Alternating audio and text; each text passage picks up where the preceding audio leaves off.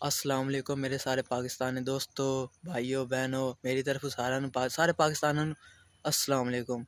ਅਸੀਂ ਜੀ ਇੰਡੀਆ ਦੇ ਬਾਰੇ ਥੋੜਾ ਜਿਹਾ ਨੈਣ ਨਕਸ਼ ਥੋੜਾ ਜਿਹਾ ਯਾਨੀ ਕਿ ਪਲਾਨ ਕਰਕੇ ਆਏ ਡੈਮ ਬਣਾਇਆ ਸੀ ਆਪਣਾ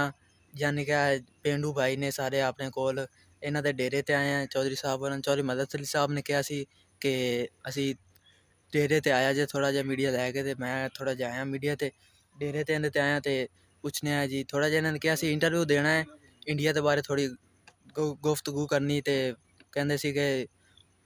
ਉਹ ਕੁੜੀਆਂ ਲੈ ਕੇ ਆਣੀਆਂ ਨੇ ਜਿਹੜੀ ਚੁੱਕ ਕੇ ਲਿਆਣੀ ਜਿਹੜੀ ਹੀਰੋਇਨ ਜਿਹੜੀ ਹੈ ਨਾ ਇਹਨਾਂ ਲੱਭੀਆਂ ਸੀਗੀਆਂ ਨੇ ਤੇ ਉਹ ਕਹਿ ਰਹੇ ਨੇ ਅਸੀਂ ਹੀਰੋਇਨ ਆਪਣੀ ਲੱਭ ਕੇ ਰੱਖੀਆਂ ਨੇ ਜੰਗ ਤੋਂ ਬਾਅਦ ਅਸੀਂ ਆਪਣੀ ਹੀਰੋਇਨ ਚੱਕ ਕੇ ਲਿਆਣੀਆਂ ਨੇ ਅੱਗੇ ਚੱਲਨੇ ਆ ਜੀ ਚੌਧਰੀ ਸਾਹਿਬ ਵੱਲੇ ਚੌਧਰੀ ਮਦਦ ਅਲੀ ਸਾਹਿਬ ਵੱਲੇ ਤੇ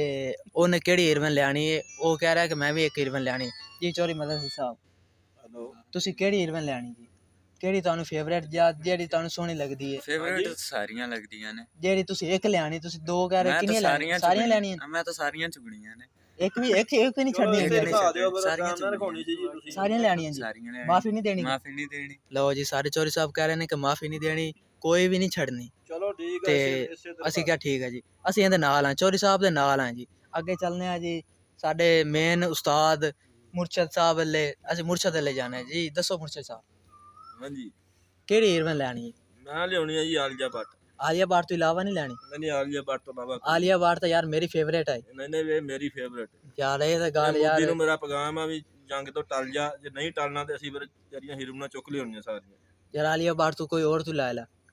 ਕੱਲੀ ਆਲੀਆ ਭੱਟ ਤੇ ਆਲੀਆ ਭੱਟ ਮੇਰੀ ਆਲੀਆ ਭੱਟ ਤੋਂ ਇਲਾਵਾ ਕੋਈ ਨਹੀਂ ਲੈਣੀ ਹੋਰ ਮੈਂ ਕੋਈ ਨਹੀਂ ਲਿਆਉਣਾ ਅੱਛਾ ਜੀ ਸਾਡੇ ਮੇਨ ਸਾਹਿਬ ਕਹਿ ਰਹੇ ਨੇ ਉਹ ਕਹਿ ਰਹੇ ਨੇ ਅਸੀਂ ਆਲੀਆ ਤੋਂ ਲੈਣੀ ਹੈ ਆਲੀਆ ਤੋਂ ਇਲਾਵਾ ਕੋਈ ਨਹੀਂ ਲੈਣੀ ਆਲੀਆ ਤਾਂ